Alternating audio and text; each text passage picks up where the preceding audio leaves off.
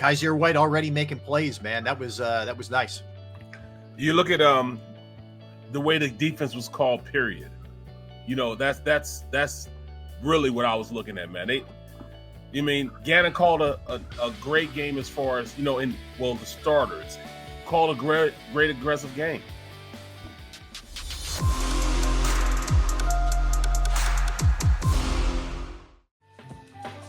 All right, we are back. What's up, everybody? Thanks for hanging with us on this beautiful, beautiful Monday. Hope you're doing well. Hope you had a good weekend.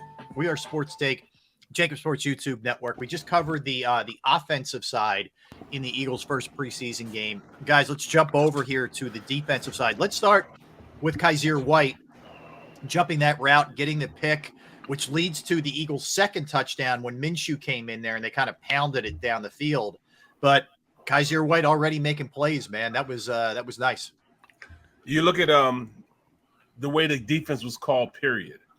That's really what I was looking at, man.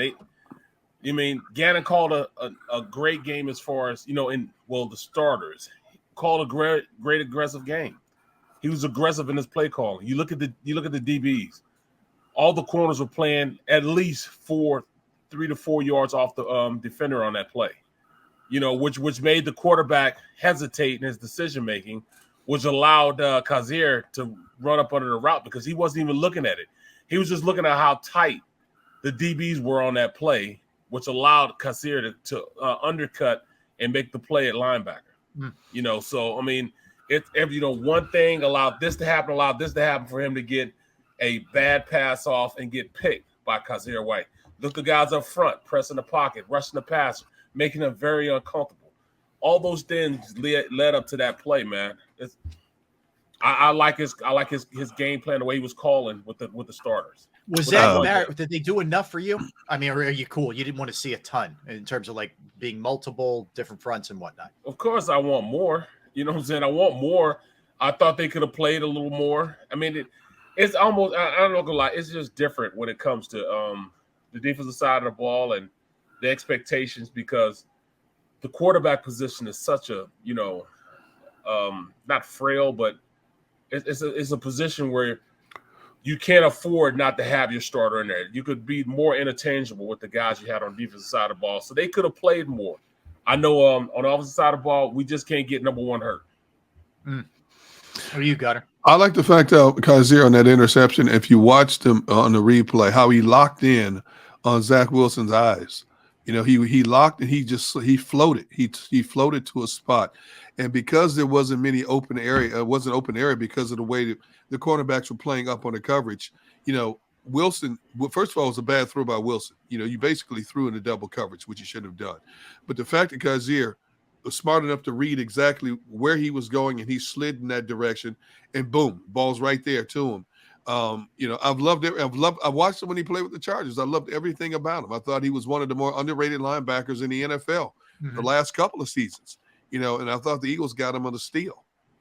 And I think he's a perfect complement for what Jonathan Gannon wants to do with his overall linebacking play. I mean, you've got some great, not even interchangeable parts, but great individual talents that do so many different things well with this linebacking core, from Reddick to Dean to TJ Edwards to Kaiser.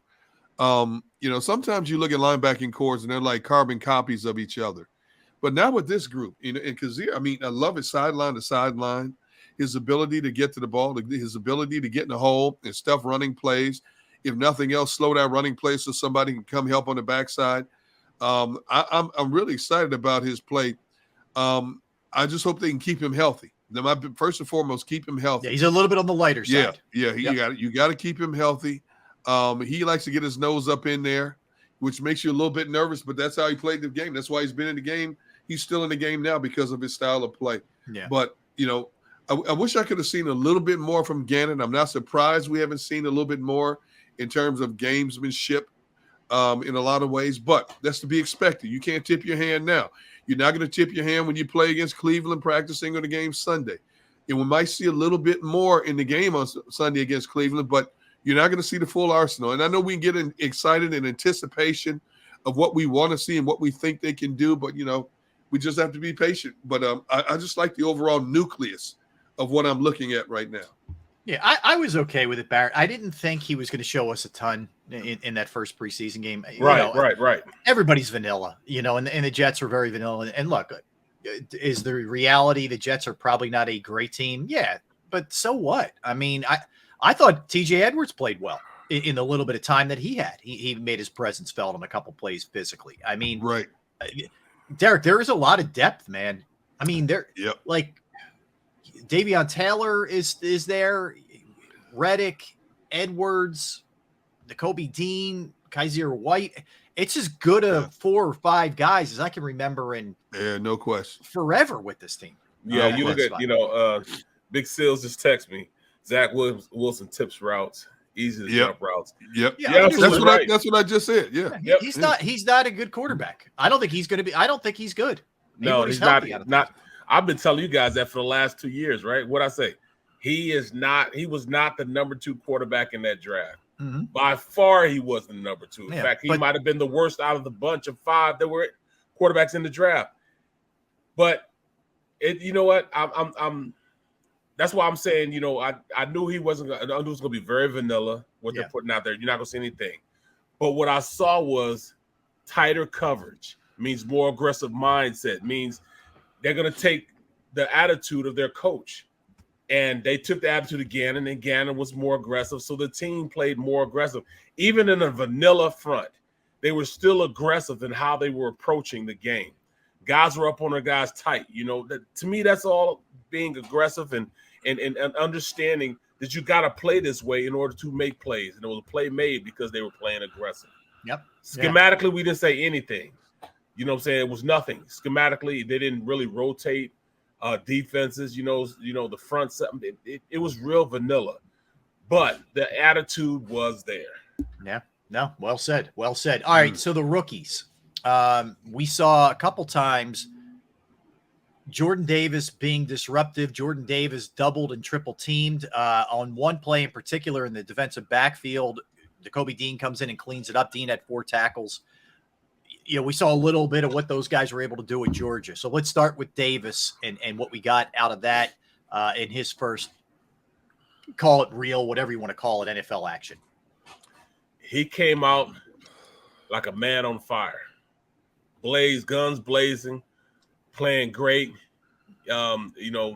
reestablishing a new line of scrimmage, pushing this guy back 3 yards in the backfield.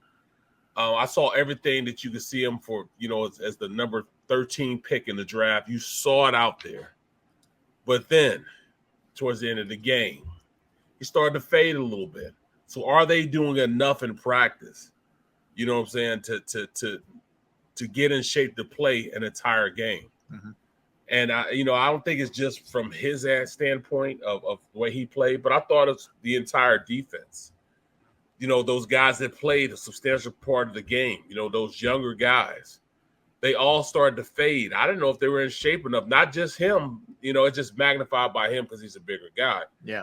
But for the most part, the entire second team defense, I didn't see the performance that I saw from the starters, but the starters only played one series. Mm-hmm. But you saw when they were out there with full go. I didn't see full go, the latter part of the game. So some of those guys may need to start doing a couple sprints after practice to get in shape. A little sprints, just to build their endurance. Because once these games start rolling in, you don't have time to get in shape. You're going to play the entire game. Are these guys in shape enough to play an entire game? Mm-hmm. I can't say that I'm saying they are. So is that some concern about the shorter practices for you, maybe? It's the way they practice, period. I mean, will they – I'm wondering right now if you're going to see older guys that are going to give substantial playing time start running in practice or running after practice, to get in shape. Mm-hmm. Start conditioning a little bit because, playing the entire game, that's a feat that, a lot of people can't do. I know those starters can't do it right now because – well, I'm not going to say that. They didn't have the opportunity to show me. But I know the guys in the 3rd and 4th team couldn't play an entire game. Okay. I guarantee that. They couldn't play an entire game. Nakobe Dean. Wait, hold up before you move to Dean. Yeah. One thing I want to say about Jordan Davis is I think he's going to cause a lot of back issues for opposing centers in the National Football League, to be quite honest. I mean, they're going to be going to chiropractors or after games. Instead of going to the cold tub, they're going to have to go see chiropractors because you can't move that man. His quickness off the snap is incredible for a guy of that size, being 6'6", 340 pounds. The one thing I did see, though, in his first series, he played a few downs, and all of a sudden he tapped out. It goes back to what Barrett said about the conditioning. Yep. Is that going to be his role? I mean, what if somebody gets hurt? Can you rely on Jordan Davis to play every down in a defense? I don't think so. And I don't think that's going to be his MO for most of this season. He's going to be a guy that if you play against a good offensive team that can extend the drive, I don't know if he can be there start to finish. He never did that in Georgia, obviously, because of the wealth of talent they had on their team, and they can put anybody in at a given moment. But to me, he's got to get his endurance up. And I don't know, with the limited practice time, if you can do that, even throughout the course of a season, because they're going to practice even less time.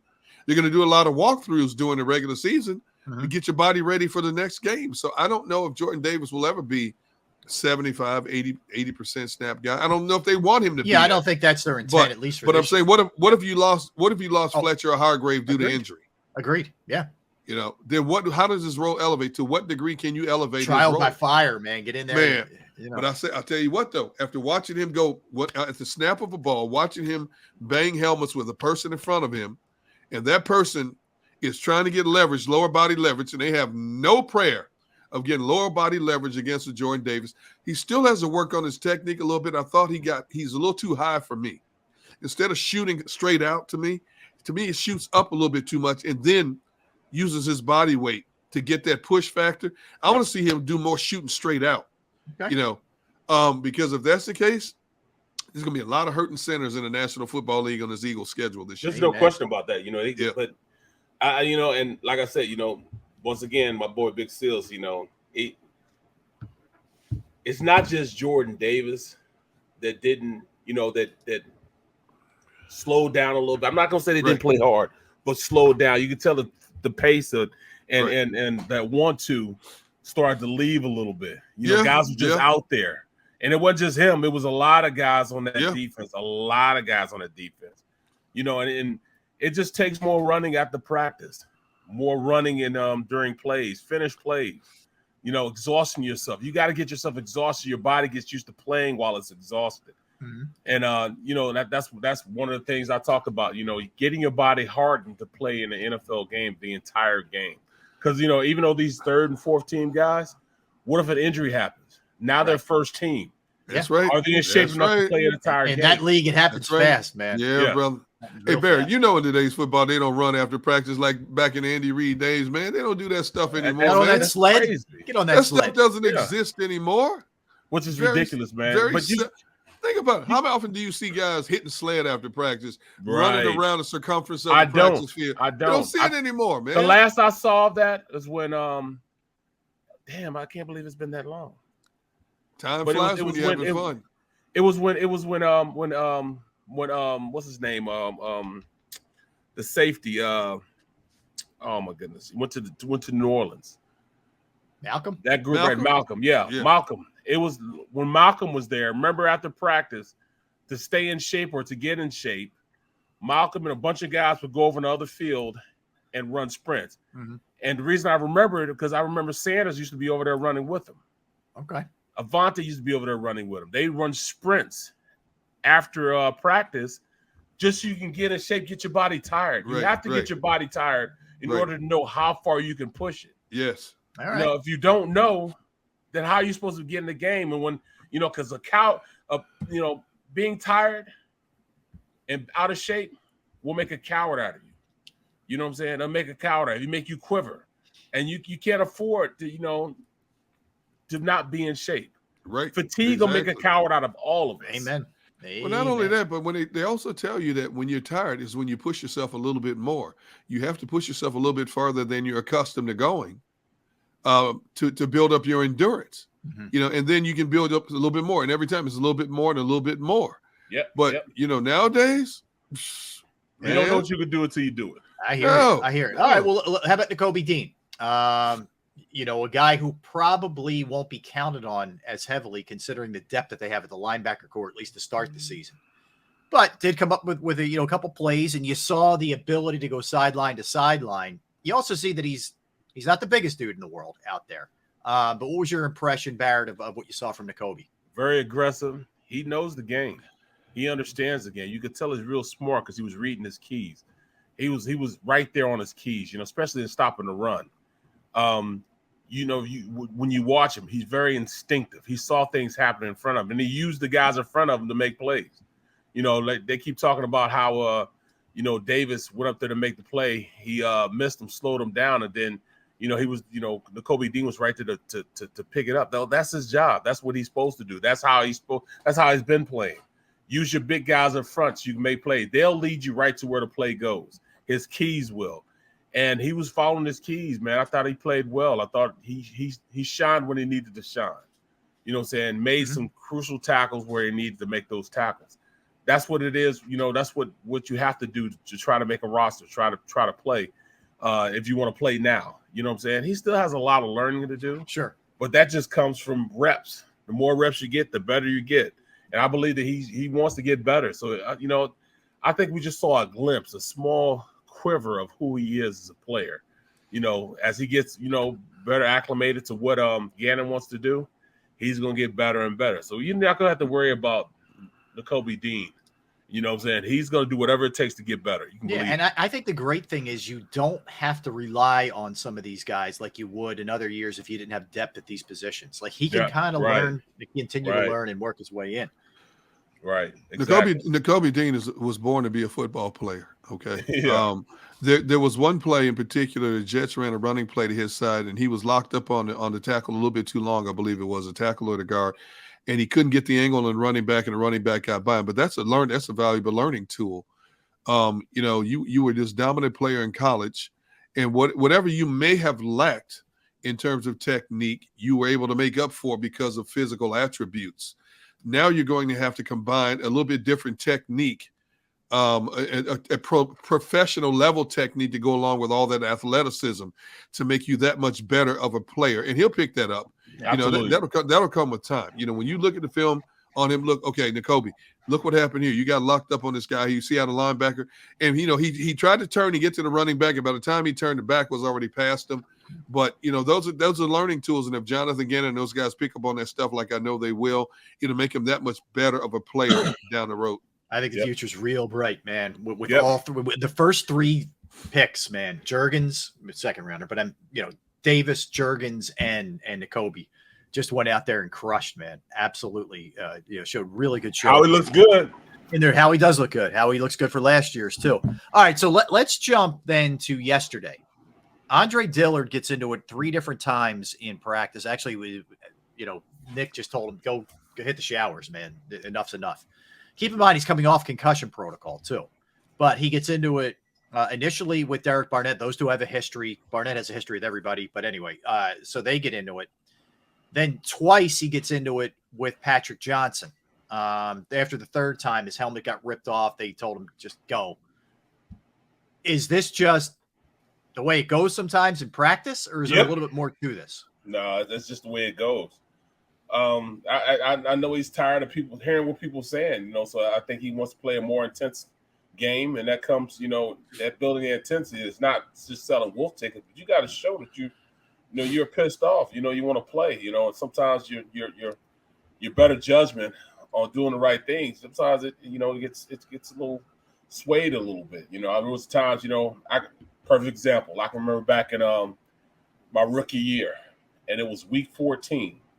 Now, mind you, when I was in college, I only played in 12 games.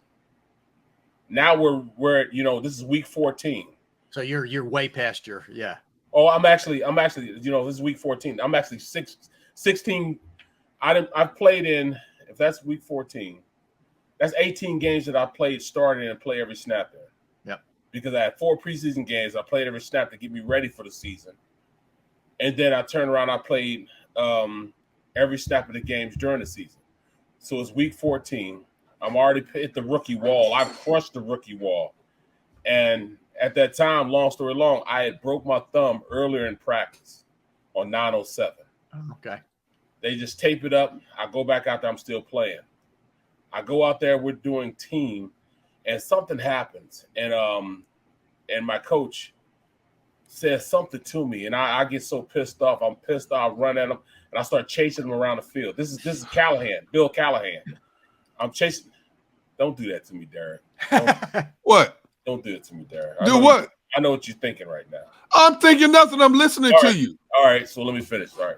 Yeah, hurry up before you lose your train of thought. So I'm chasing Bill Callahan around. I'm gonna kill you.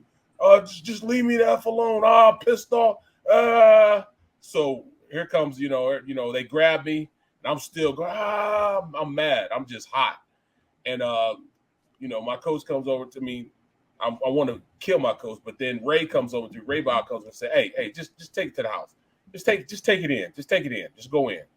So he sent me, back, and I go in there. I start packing my stuff. I get in. I start packing my stuff up because I'm thinking I'm cut.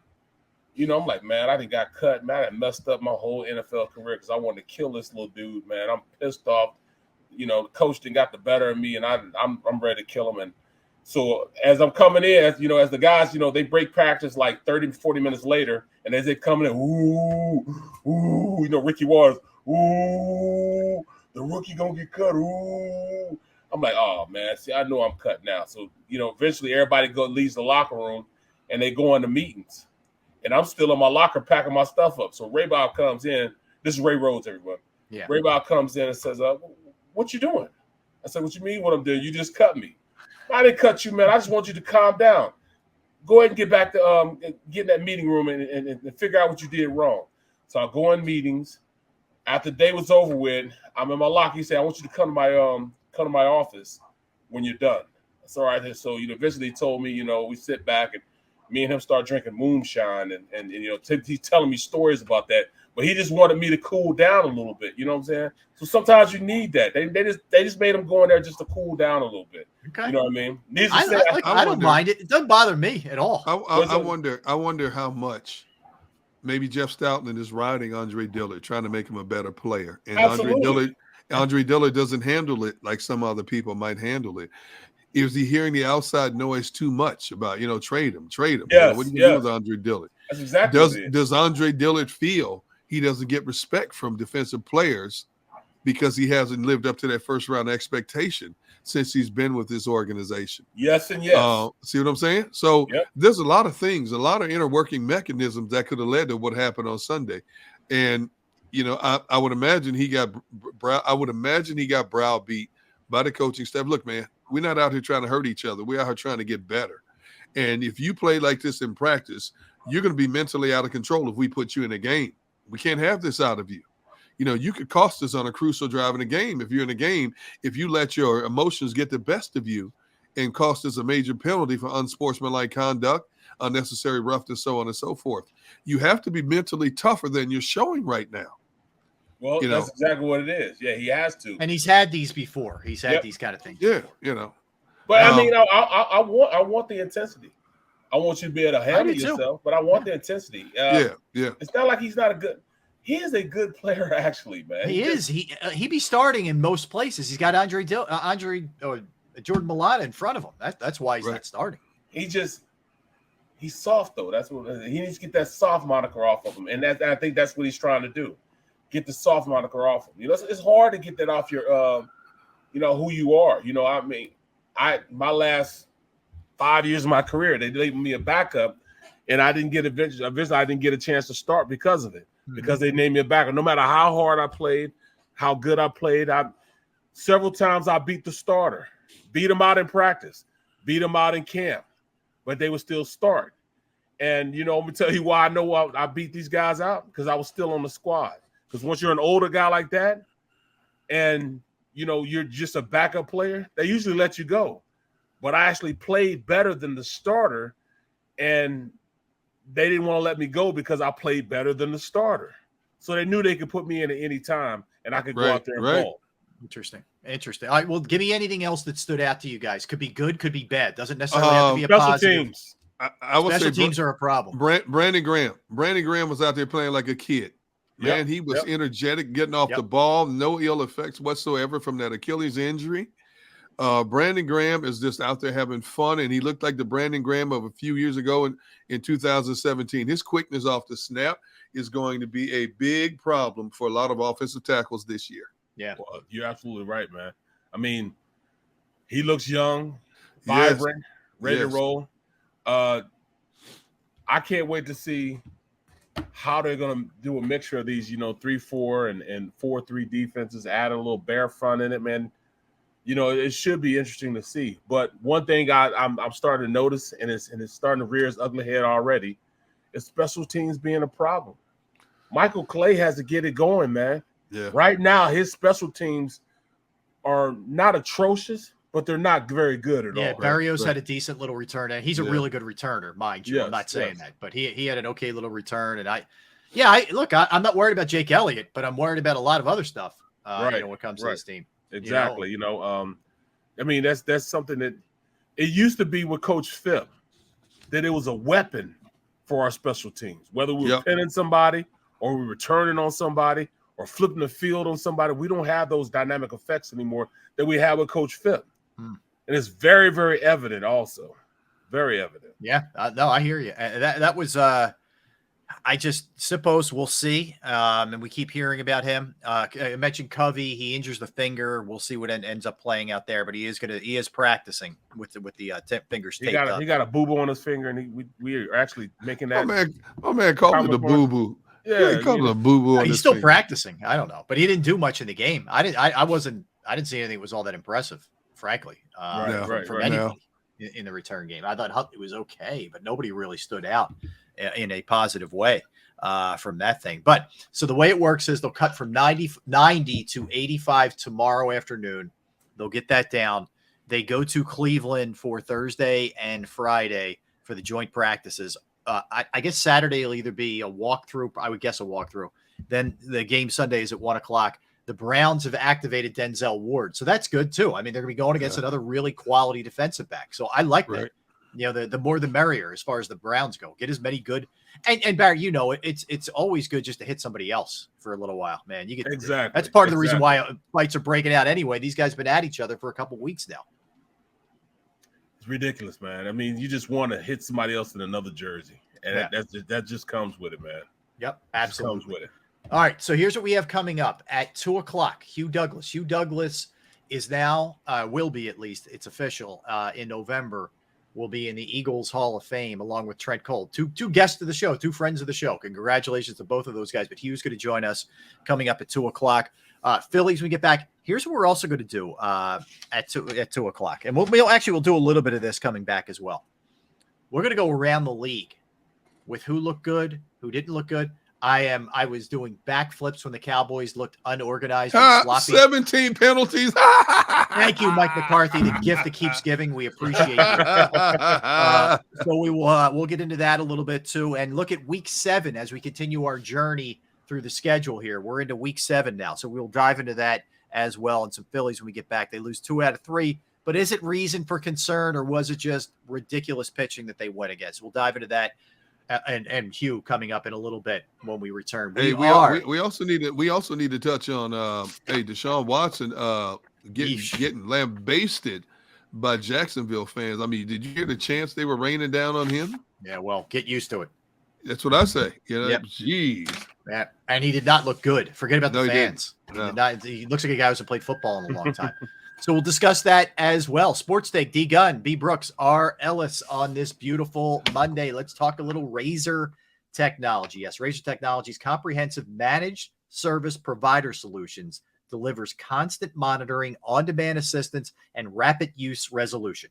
Through data-vetted and insight-driven implementation, we strengthen our existing IT resources with both human power and expertise that reduces security risks and downtime while enhancing organizational efficiency and productivity. We are a strategic resource for adaptive and fast-growing companies that need help selecting, implementing, and managing their IT services. Our goal is always bigger than just one project, one problem, or one upgrade. It's improving the overall function of our partners and helping them achieve their business objectives through ongoing synergistic relationships. Give our IT team the freedom to refocus by augmenting their reach with Razor Technology. Contact Razor Technology today to learn how our managed services can protect and enhance your business by calling 866-797-3282, 866-797-3282, or visit us online at razor-tech.com. That's razor-tech.com.